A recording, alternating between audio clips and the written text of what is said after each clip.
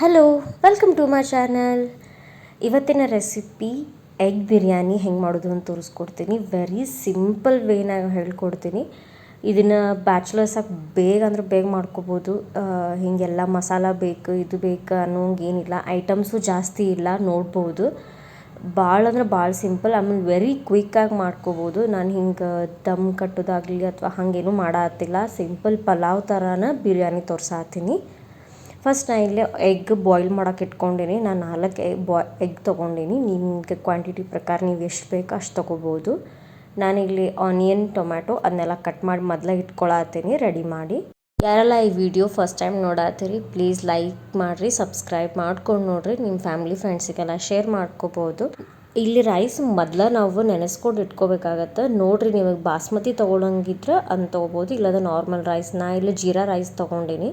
ಅದನ್ನ ಇಟ್ಕೊಂಡು ಮೊದಲೇ ಒನ್ ಅವರ್ ಮುಂಚೆ ನೀವು ನೆನೆಸ್ಕೊಂಡು ಇಟ್ಕೊಂಡ್ರೆ ಸಾಕಾಗತ್ತೆ. ಇಲ್ಲಾಂದ್ರೆ ನೀವು ಈಗ ಎಗ್ ಬಾಯ್ಲ್ ಮಾಡೋಕೆ ಹಾಕಿರ್ತೀರಲ್ಲ ಆವಾಗ ನೆನೆಸ್ಕೊಂಡು ಒಂದು ½ ಇಟ್ಕೊಂಡ್ರು ಸಾಕು. ಆ್ಯಕ್ಚುಲಿ ಈ ರೆಸಿಪಿ ಮಾಡಿದಾಗ ಸೈಡಿಗೆ ರಾಯ್ತಾಸ್ ಮಾಡ್ಕೊರಿ, ಆ ಟೇಸ್ಟ್ ಬೇರೆ ಇರ್ತೈತಿ. ನೀವು ಹಂಗೆ ತಿನ್ನೋಕಿನ ರಾಯ್ತಾ ಮಾಡ್ಕೊಂಡು ಅದ್ರ ಜೊತೆ ತಿನ್ನಿರಿ. ನಾನಿಲ್ಲಿ ರಾಯ್ತಾದ ವಿಡಿಯೋನ ಸೈಡಿಗೆ ಲಿಂಕ್ ಮಾಡಿರ್ತೀನಿ, ನೀವು ಅದನ್ನು ನೋಡ್ಬೋದು. ಹೆಂಗೆ ನಾನು 2 ಟೈಪ್ಸ್ ಆಫ್ ರಾಯ್ತಾಸ್ ತೋರಿಸೀನಿ. ಅದರೊಳಗೆ ನಿಮ್ಗೆ ಯಾವ್ದು ಬೇಕೋ ಅದನ್ನು ನೀವು ಮಾಡ್ಕೊಂಡು ಸರ್ವ್ ಮಾಡ್ಕೋಬೋದು. ಎಗ್ ಬಾಯ್ಲ್ ಮಾಡೋದು ಒಂದು ಡಿಫ್ರೆಂಟ್ ವೇ ಐತಿ. ಅದನ್ನು ಯಾವ ರೀತಿ ಸಾಫ್ಟಾಗಿ ಒಂದೇ ಟೆಕ್ಸ್ಚರ್ ಒಳಗೆ ಬಾಯ್ಲ್ ಆಗಬೇಕು ಅನ್ನೋದು ನಾನು ನಿಮ್ಗೆ ಹೇಳ್ತೀನಿ. ಫಸ್ಟಿಗೆ ನೀರು ಬೇಯಿಸ್ಕೊಳಕ್ಕೆ ಇಟ್ಕೊಂಡಿರ್ತೀವಲ್ಲ, ಅದು ನೀರಕ್ಕೆ ಒಂದು ಸ್ವಲ್ಪ ಒಂದು ಬಾಯ್ಲ್ ಬರಬೇಕು ಅಷ್ಟೆ. ಬಂದು ಆದಮೇಲೆ ನೀವು ಎಗ್ ಹಾಕ್ಕೊರಿ, ನಿಮ್ಗೆ ಎಷ್ಟು ಬೇಕು ಅಷ್ಟು ಹಾಕ್ಕೋಬೋದು. ಅದಾದಮೇಲೆ ಅದನ್ನು ಮೀಡಿಯಮ್ ಫ್ಲೇಮ್ ಒಳಗೆ ಇಟ್ಟು 10 ಮಿನಿಟ್ಸ್ ಅಥವಾ 8 to 10 ಮಿನಿಟ್ಸ್ ಅಂತ ಹೇಳ್ತಾರೆ. ನಾನಿಲ್ಲಿ 10 ಮಿನಿಟ್ಸ್ ಇಟ್ಕೊಂಡಿದ್ದೆ. ಅಷ್ಟು ಲೋನಾಗಿ ಇಟ್ಕೊಂಡು ಅದನ್ನೇ ಬಾಯ್ಲ್ ಆಗಬೇಕದು. ಆ ರೀತಿನೇ ಮಾಡ್ಕೊರಿ, ಅಂದ್ರೆ ಅದು ಒಂದೇ ಲೆವೆಲ್ ಒಳಗೆ ಬಾಯ್ಲ್ ಆಗಿರ್ತೈತಿ. ಇಲ್ಲಾಂದ್ರೆ ಒಂದು ಕಡೆ ಹಿಂಗೆ ಸೈಡೆಲ್ಲ ಒಂದು ಕಡೆ ಸಾಫ್ಟ್ ಇರ್ತೈತಿ, ಒಂದು ಕಡೆ ಹಾರ್ಡ್ ಆಗಿರುತ್ತೆ. ಆ ರೀತಿ ಚೇಂಜ್ ಆಗುತ್ತೆ. ನೀವು ನೀಟಾಗಿ ಒಂದೇ ಲೆವೆಲ್ ಒಳಗೆ ಗ್ಯಾಸ್ ಇಟ್ಕೊಂಡು ಬೇಯಿಸ್ಕೊರಿ. ಫಸ್ಟ್ ನಾ ಇಲ್ಲ ಒಂದು ಸ್ವಲ್ಪ ಆಯಿಲ್ ಹಾಕ್ಕೊಂಡಿನಿ. ಒಂದು ಪ್ಯಾನ್ ಒಳಗೆ ಹಲ್ದಿ ಮತ್ತು ಚಿಲ್ಲಿ ಪೌಡ್ರ್ ಹಾಕ್ಕೊಂಡು ನಾ ಎಗ್ ತೋರಿಸಿದ್ನಲ್ಲ ಆ ರೀತಿ ಸ್ಲಿಟ್ ಮಾಡ್ಕೊರಿ. ನಿಮಗೆ ಹಿಂಗೆ ಬೇಕಂದ್ರೆ ಹಿಂಗೆ, ಇಲ್ಲಾಂದ್ರೆ ಹಾಫ್ ಕಟ್ ಮಾಡಿ ಹಾಕ್ಕೊಳಂಗಿದ್ರೆ ಹಾಗೂ ಹಾಕ್ಕೋಬೋದು.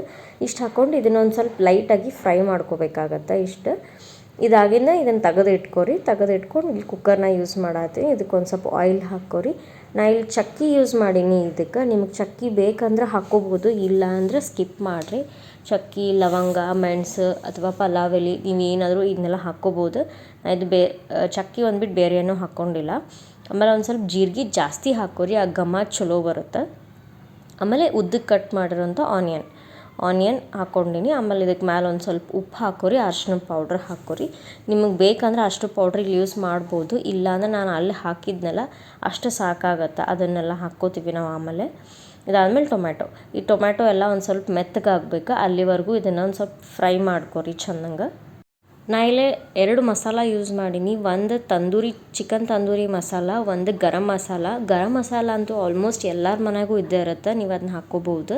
ತಂದೂರಿ ಮಸಾಲ ಯಾಕಂದರೆ ಒಂದು ಟೇಸ್ಟ್ ಡಿಫ್ರೆಂಟ್ ಬರ್ತೈತಿ ಅಷ್ಟೆ. ನಿಮಗೆ ಬೇಕಂದ್ರೆ ಯೂಸ್ ಮಾಡಿರಿ, ಇಲ್ಲಾಂದರೆ ಏನು ಡಿಫ್ರೆನ್ಸ್ ಏನು ಆಗಂಗಿಲ್ಲ. ಅಂದ್ರೆ ಇದು ಬಿರಿಯಾನಿ ಒಳಗೆ ಸೇಮ ಟೇಸ್ಟ್ ಬರುತ್ತೆ. ನೀವು ಇದನ್ನು ಹಾಕೋ ಅಥವಾ ಹಾಕದೇ ಇರೋ ಗರಂ ಮಸಾಲ ಮಾತ್ರ ಹಾಕಿರಿ. ಅದಾದಮೇಲೆ ಕಸೂರಿ ಮೇಥಿ, ಪ್ಲೀಸ್ ಇದನ್ನು ಸ್ಕಿಪ್ ಮಾಡೋಕೆ ಹೋಗ್ಬೇಡ್ರಿ. ಇದರಿಂದನೇ ಟೇಸ್ಟ್ ಜಾಸ್ತಿ ಬರೋದು, ಅಂದ್ರೆ ಡಿಫ್ರೆಂಟ್ ಸ್ಮೆಲ್ ಬರುತ್ತೆ ಅಷ್ಟೆ. ಅದಾದಮೇಲೆ ಇಲ್ಲಿ ನಾನು 2 ಸ್ಪೂನು ಮೊಸರು ಹಾಕತ್ತೀನಿ. ಇದು ಫುಲ್ 1-2 ಸ್ಪೂನ್ ಹಾಕ್ಕೊರಿ, ಅಂದ್ರೆ ಇದರಿಂದ ಎಗ್ ಇನ್ನೂ ಸಾಫ್ಟ್ ಆಗ್ತಾವೆ. ನೀವೇನು ಇದನ್ನು ಮೊಸರು ಹಾಕಿ ಬೇಯಿಸ್ತಿರಲ್ಲ ಆವಾಗ ಎಗ್ ಹಿಂಗೆ ನೀವು ಫ್ರೈ ಮಾಡಿದಾಗ ಹಾರ್ಡಾಗಿದ್ರು ಅದು ಸಾಫ್ಟಾಗಿ ಟೆಕ್ಸ್ಚರ್ ಎಷ್ಟು ಸ್ಮೂತಾಗಿ ಬರ್ತೈತಿ ನೀವು ಚೆಕ್ ಮಾಡ್ಬೋದು. ಆಮೇಲೆ ಇದಿಷ್ಟು ಹಾಕ್ಕೊಂಡು ಒಂದು 2 ಮಿನಿಟ್ಸ್ ಅದು ಮಸಾಲ ಒಳಗೆ ಫ್ರೈ ಆಗಬೇಕು. ಎಗ್ ಹಾಕ್ಕೊಂಡಿರ್ತೀವಲ್ಲ ಅದೆಲ್ಲ ಹೀರ್ಕೋಬೇಕು ಎಗ್. ಅದಾದಮೇಲೆ ನಾ ಇಲ್ಲೇ ರೈಸ್ ನೆನೆ ಇಟ್ಕೊಂಡಿದ್ನಲ್ಲ ಅದನ್ನು ಹಾಕ್ಕೊಳತ್ತೀನಿ. ನಾ ಇಲ್ಲೊಂದು ಇದನ್ನು ತೋರಿಸ್ತೀನಿ ಬೌಲ್ ಥರ. ಆ ಬೌಲಿಂದ ನಾ ಇಲ್ಲೇ 2 ಬೌಲ್ ಅಕ್ಕಿ ಹಾಕ್ಕೊಂಡೇನಿ ನಾನು. ಅದನ್ನು ಒಂದು ಸ್ವಲ್ಪ ಫ್ರೈ ಮಾಡ್ಕೊಳತ್ತೀನಿ. ಇದು ನಾನು ಅಳತೆ ಯಾಕೆ ಹೇಳಿದೆ ಅಂದರೆ ಇದರಿಂದ ನಾನು ಎಷ್ಟು ನೀರು ಹಾಕ್ಕೋತೀನಿ ಅಥವಾ ಹೆಂಗೆ ಕ್ವಾಂಟಿಟಿ ಆಗುತ್ತೆ ಅಂತ ನಾನು ನಿಮ್ಗೆ ಹೇಳತ್ತೀನಿ. ನಾನಿಲ್ಲಿ ಒಂದು ಬೌಲ್ ಅಕ್ಕಿಗೆ 2 ಗ್ಲಾಸ್ ನೀರು ಹಾಕಾತೀನಿ. ಅಂದ್ರೆ ಅದ ಬೌಲಿಂದನೇ 2 ವಾಟೆ ನೀರು ಹಾಕ್ಕೊಳತ್ತೀನಿ. ಮೇಲೆ ಒಂದು ಸ್ವಲ್ಪ ಇರಲಿ, ಅಂದ್ರೆ ನಾನು ಹಿಂಗೆ ತುಂಬ ಹಾಕ್ಕೊಂಡಿದ್ದೆ, ಅಂದ್ರೆ ಅಕ್ಕಿನ ಫುಲ್ ಫ್ಲ್ಯಾಟ್ ಹಾಕ್ಕೊಂಡಿರಲಿಲ್ಲ, ಒಂದು ಸ್ವಲ್ಪ ಜಾಸ್ತಿ ಹಾಕ್ಕೊಂಡಿದ್ದೆ. ಅದಕ್ಕೆ ಮೇಲೆ ಒಂದು ಅರ್ಧ ಗ್ಲಾಸ್ ನೀರು ಹಾಕ್ಕೊಂಡೀನಿ. ಮೇಲೆ ಇದು ಮೇನ್ ಇಂಪಾರ್ಟೆಂಟ್ ಏನಂದ್ರೆ 1 ಸ್ಪೂನ್ ತುಪ್ಪ ನೀವು ಕ್ಲೋಸ್ ಮಾಡೋಕ್ಕಿಂತ ಮುಂಚೆ ಹಾಕ್ಕೋಬೇಕು.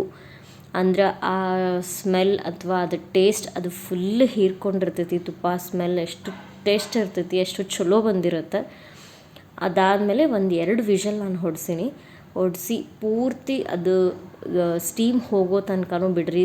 ಇಮಿಡಿಯೇಟಾಗಿ ತೆಗಿಯೋಕೆ ಹೋಗಬೇಡ್ರಿ, ಅದು ಅಷ್ಟು ಫ್ಲೇವರ್ಫುಲ್ಲಾಗಿ ಬಂದಿರಂಗಿಲ್ಲ.